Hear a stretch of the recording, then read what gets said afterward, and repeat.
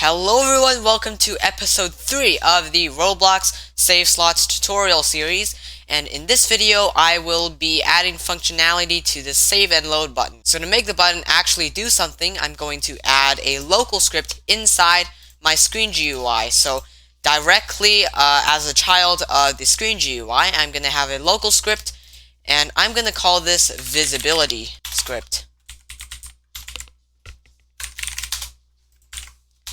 In here, I'm going to put a variable to my button, and we're going to make it so that when the button is clicked with a mouse button one click, we are going to connect that to a function that will take the frame and make it visible. So by default, you want to make sure that the slots window frame is not visible, so uncheck the visible property. And I'm going to actually add another variable for the frame, so I'm going to make a new variable called frame and set that to the slot window.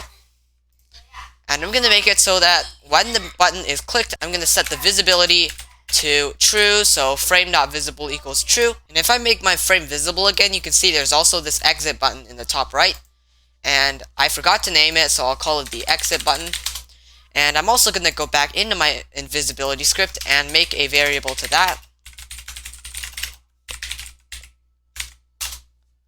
So I have it set to frame.exitButton, and when that exit button is clicked, then we will connect that to a function that makes the frame.visible equal to false. So when you press the button, it'll make the frame visible, and when you click the exit button, it'll make it not visible.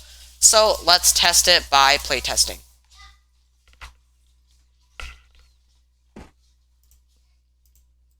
So you can see when I click my save button, it pops the window up, and if I click the X, then it'll disappear. And of course, make sure your frame by default is not visible. So that's it for this video.